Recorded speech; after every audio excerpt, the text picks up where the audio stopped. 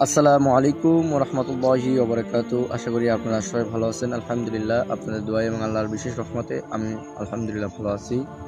তো আমাকে এক ভাই কমেন্ট করেছেন, ভাই বান্দার হক আত্মসাৎ করলে কি দোয়া কবুল হবে? তো একটা এক্সাম্পল দিই আপনাকে, এই বিষয়টা ক্লিয়ার করি। এক আল্লাহর ওলি যে দোয়াই করতো আল্লাহ তাআলা সেই দোয়াই কবুল করে নিত। লাস্ট তার 3 মাস কোনো দোয়াই কবুল হচ্ছিল না। সেই আল্লাহর ওলি মুরাক্কায় মানে নামাজের শুরুতে বসে সে আল্লাহর কাছে চাইলো, হে আল্লাহ, আমি বুঝলাম আমার দোয়া কবুল হচ্ছে না, কিন্তু আমি এইটা জানতে চাই আমার দোয়াটা কিসের জন্য কবুল হচ্ছে না।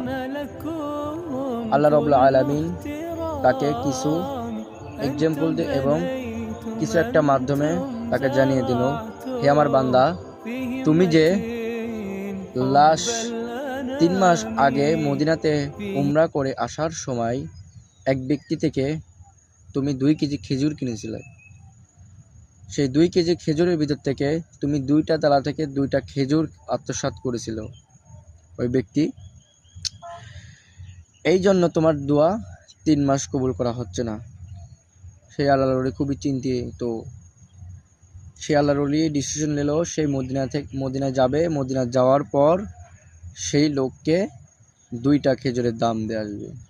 সে বাড়ি থেকে 3 মাসের পর সে হাঁটা শুরু করলো। হাঁটতে 3 মাস হাঁটার পর সেই খেজুরের দোকানের সামনে পৌঁছালো, কিন্তু খেজুরের দোকানদার নেই। সেই খেজুরের দোকানদারের ছেলে আছে, মানে খেজুরের দোকানদাররা মারা গেছে।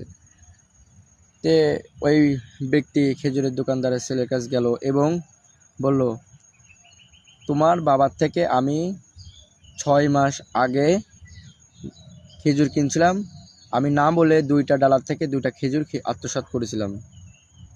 সেই আত্মসাৎ এবং সেই 2টা খেজুরের দাম আমি তোমাকে দিতে আসছি, তোমার বাবাকে দিতে আসছিলাম, কিন্তু তোমার বাবা মারা গেছে শুনলাম। তার ছেলে বলল, আমরা তো 2 ভাই, তো আমি আপনাকে একটা খেজুরের দাম মাফ করে দিতে পারি। আর একটা খেজুর মাফ করতে চাইলে এখান থেকে 3 মাসের পর আমার আরেক ভাই ওইখানে ব্যবসা করে, ওইখানে যে আমার ভাইয়ের থেকে মাপ নিতে হবে। সেই ব্যক্তি হাঁটতে 3 মাস পাড়ি দিয়ে সেই ব্যক্তির কাছ চলে গেল। তাহলে মোট 9 মাস সে হাঁটছে এই 2টা খেজুরের জন্য।